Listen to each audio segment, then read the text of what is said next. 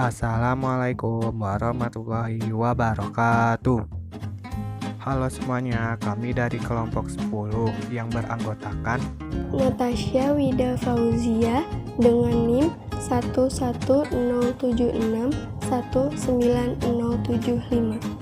saya Syifa Sandi Rastika dengan NIM 11076190083. Nimatul Fadiah dengan NIM 11076190084.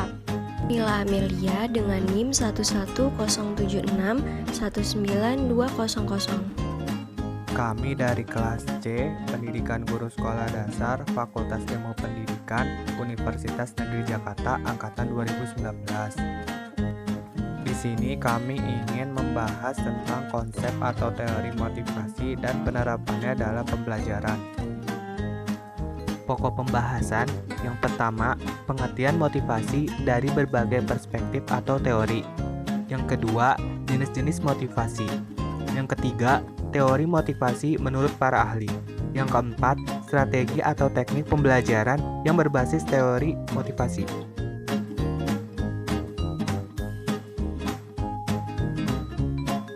Satu, pengertian motivasi.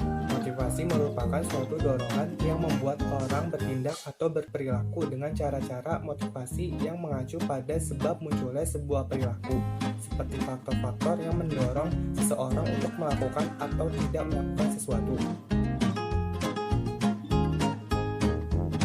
Pengertian motivasi menurut beberapa perspektif. Motivasi menurut pandangan behavioral. Motivasi menurut pandangan teori behavioral adalah suatu perubahan di dalam perilaku sebagai hasil pengalaman dengan lingkungan. Meningkatnya perilaku penguatan akan dapat meningkatkan motivasi. Motivasi menurut pandangan humanistik. Motivasi menurut pandangan humanistik adalah usaha untuk memaksimalkan seluruh potensi sebagai manusia. Motivasi menurut pandangan kognitif. Motivasi menurut pandangan kognitif adalah konsekuensi dari tekanan eksternal yang tidak dilebih-lebihkan. Teori kognitif dan motivasi terfokus pada keyakinan, harapan, dan kebutuhan siswa untuk kenyamanan, kemungkinan memprediksi dan memahami. Motivasi menurut pandangan sosiokultural.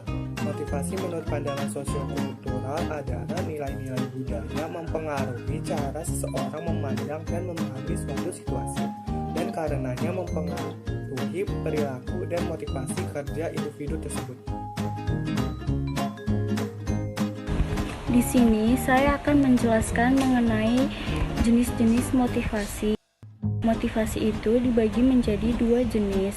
Yang pertama, motivasi intrinsik. Motivasi intrinsik adalah motif-motif yang menjadi aktif atau berfungsinya tidak perlu dirangsang dari luar, karena dalam diri setiap individu sudah ada rangsangan untuk melakukan sesuatu. Sebagai contoh, seseorang yang senang membaca tidak usah ada yang menyuruh atau mendorongnya, ia sudah rajin mencari buku-buku untuk dibaca. Yang kedua itu ada motivasi ekstrinsik. Motivasi ekstrinsik adalah motif-motif yang aktif dan berfungsinya karena adanya perangsang dari luar. Sebagai contoh, seseorang itu belajar karena ia tahu besoknya akan diadakan ujian dengan harapan akan mendapatkan nilai yang baik, sehingga akan dipuji oleh pacarnya ataupun temannya. Jadi, yang penting bukan karena ingin mengetahui sesuatu, tetapi ingin mendapatkan nilai yang baik atau agar mendapatkan pujian dan hadiah. Selanjutnya, saya akan menyampaikan mengenai teori motivasi menurut para ahli. Yang pertama, ada teori kebutuhan Abraham Maslow. Abraham Maslow mengemukakan bahwa pada dasarnya semua manusia memiliki kebutuhan pokok. Ia menunjukkannya dalam 5 tingkatan yang berbentuk piramid. Orang memulai dorongan dari tingkatan terbawah. Yang kedua, ada teori 2 faktor Herzberg. Menurut Herzberg, ada 2 jenis faktor yang mendorong seseorang untuk berusaha mencapai kepuasan dan menjauhkan diri dari ketidakpuasan. Dua faktor itu disebutnya faktor hygiene atau faktor ekstrinsik dan faktor motivator atau faktor intrinsik. Yang ketiga ada teori motivasi Douglas McGregor. Mengemukakan dua pandangan manusia, yaitu teori X atau negatif dan teori Y atau positif.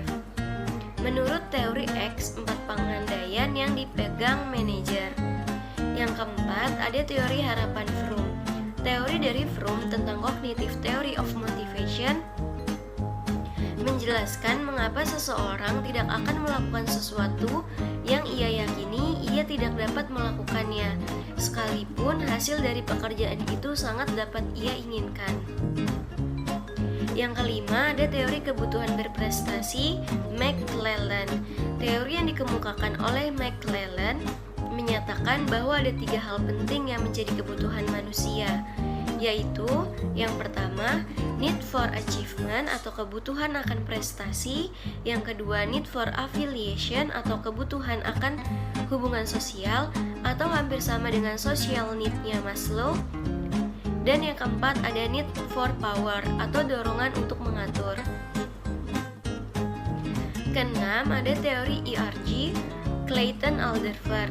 Clayton-Alderfer mengetengahkan teori motivasi ERG yang didasarkan pada kebutuhan manusia akan keberadaan atau existence, hubungan atau relatedness, dan pertumbuhan atau growth. Yang ketujuh, ada teori penetapan tujuan Edwin Luke. Edwin Luke mengemukakan bahwa dalam penetapan tujuan memiliki 4 macam mekanisme motivasional, yakni tujuan-tujuan mengarahkan perhatian, tujuan-tujuan mengatur upaya, tujuan-tujuan meningkatkan persistensi, dan tujuan-tujuan menunjang strategi-strategi dan rencana-rencana kegiatan. Assalamualaikum warahmatullahi wabarakatuh. Saya Natasha Wida Fauzia. Saya akan melanjutkan pembahasan mengenai strategi atau teknik pembelajaran yang berbasis teori motivasi. Yang pertama ada strategi motivasi belajar. Dalam hal ini ada membangkitkan minat belajar. Pengaitan pembelajaran dengan minat peserta didik adalah hal yang sangat penting. Oleh karena itu, para pendidik menunjukkan bahwa pengetahuan yang dipelajari itu sangat bermanfaat bagi mereka. Yang kedua, mendorong rasa ingin tahu.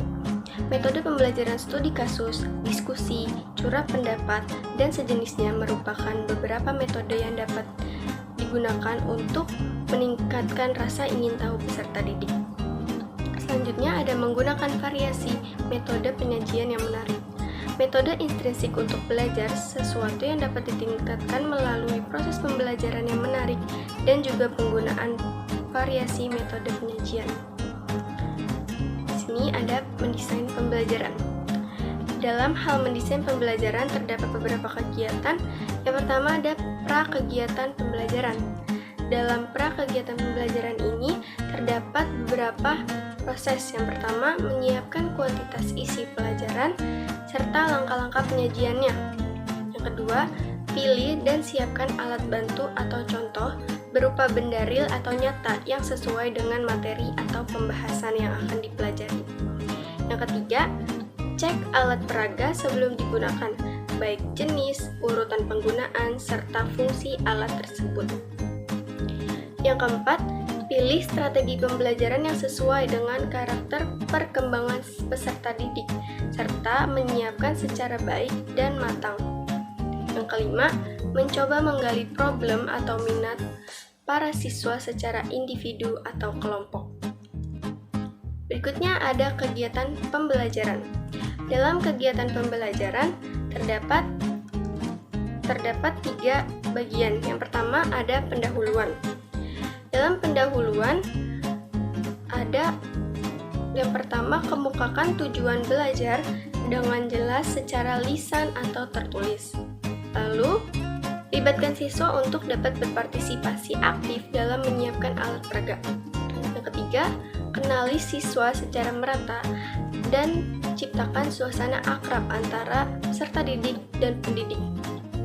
Yang keempat, berilah gambaran mengenai mengapa materi dipelajari, aplikasinya dalam kehidupan, atau hal yang menarik lainnya terkait materi yang diberikan. penyajian materi.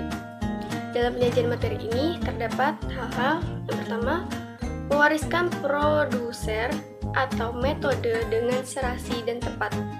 Kedua, jangan biarkan siswa merasa kesulitan. Yang ketiga, tanyakan mengenai kesulitan siswa dan berilah kesempatan siswa untuk bertanya kepada guru. Keempat, berilah rewards atau penghargaan dalam bentuk pujian, komentar, hadiah, atau bentuk lainnya yang dirasa relevan. Yang kelima, penyajian materi dan alat peraga atau media yang telah dipersiapkan secara baik dan matang. Lalu, yang keenam, berikan kegiatan yang melibatkan semua siswa dan sediakan waktu untuk siswa bekerja sama dengan kelompoknya masing-masing. Lalu, berilah kesempatan siswa untuk menulis catatan yang dirasa penting. Lalu, memberikan motivasi. Dalam hal ini ada keyakinan, rasa simpati, kemampuan yang dimiliki, serta rasa ambil bagian siswa. Yang ketiga, ada penutup. Dalam penutup ini ada beberapa hal, yaitu pemberian resume atau rangkuman penting dan penguatan materi yang baru saja dibahas atau dipelajari. Yang kedua, berilah tugas latihan, kuis, dan pertanyaan yang bersifat menjajah penguasaan atas materi yang baru saja dipelajari oleh siswa. Sekian dari kelompok kami. Terima kasih. Wassalamualaikum warahmatullahi wabarakatuh.